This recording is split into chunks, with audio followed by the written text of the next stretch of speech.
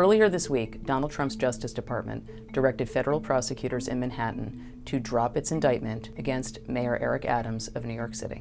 The memo directing prosecutors to do so was striking for several reasons, one of which is that it said the indictment had, quote-unquote, restricted Adams' ability to do his job, including engage in an immigration crackdown that Donald Trump's administration is very interested in. Officials have said very directly this was not a quid pro quo, but the entire situation with Eric Adams underscores the fact that Donald Trump is transactional. He is all about deals, and he uses whatever leverage he can to try to get the best deal for himself, or he would argue, for the country. His preoccupation with strength in leaders dates back to well before the 1980s. Trump speaks admiringly of people like Meet Esposito, the former Brooklyn Democratic machine boss who controlled all kinds of patronage jobs, as he, quote, ruled with an iron fist, unquote. And he's brought these lessons with him to the White House. One example was kicking the Associated Press reporter who was part of the pool covering Donald Trump in the Oval Office out of the room because the Associated Press will not use the term Gulf of America, which is what the Trump administration has renamed the Gulf of Mexico.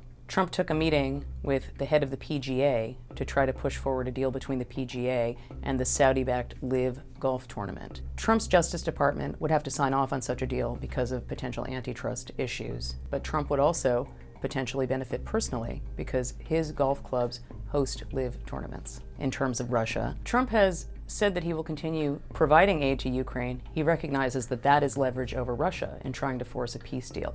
But he wants leverage over Ukraine in this case too, and he wants to try to extract a deal for its rare earth minerals. In this way, according to one Trump advisor, Trump is trying to make other countries reimburse the US for what Trump thinks is other countries, quote-unquote, ripping off America. All geopolitical issues, and frankly local issues in America, are transactional to some extent. The difference is that Donald Trump is very openly saying, you're going to do what I want, and here is how it is going to happen. And he is willing to defy norms.